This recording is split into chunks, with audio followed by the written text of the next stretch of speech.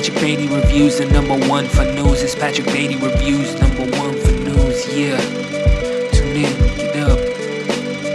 Yeah, what's up? Keep the change, you filthy animal.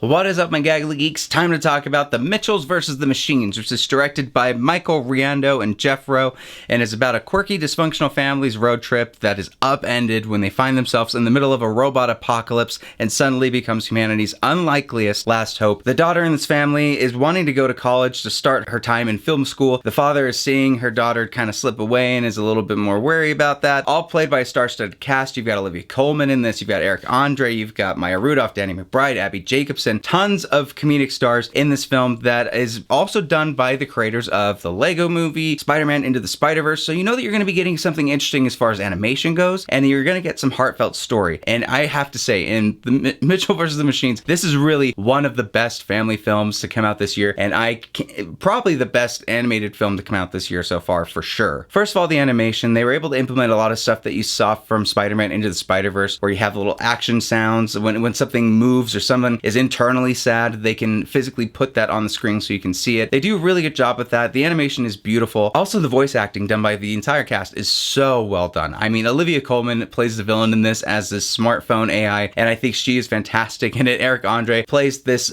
tech mogul that ends up somewhat causing this apocalypse of robots that's happening. He's also really funny. The family itself, I was really surprised at how much I love Danny McBride in this film as the father. I think he does a really good job. He pulls on the heartstrings, and like I've said in all of my animated films, when they end up doing it, and if they're good, they eventually do, kick you in the tearsticles. There's so many through lines in this that connect towards the end that make everything else more impactful. And also the action. This isn't necessarily a superhero film per se. This is much more of a family adventure road trip that does end up going more in the superhero realm later in the movie. But I do think that they end up doing that really well, utilizing it in a way that doesn't feel like, oh, they're trying to do The Incredibles or they're trying to do another Avengers film. That this is something completely on its own, and they do a very good job with that. And the overall story's message of a dysfunctional family still being able to work together, being able to change, being able to adapt, being able to learn about each other, to learn about something that you didn't maybe pay attention to with a sibling or a family member, that if you were to pay attention to that or help grow and nurture something that maybe they love, that they could really appreciate it and love you more for it, and you can get that benefit too.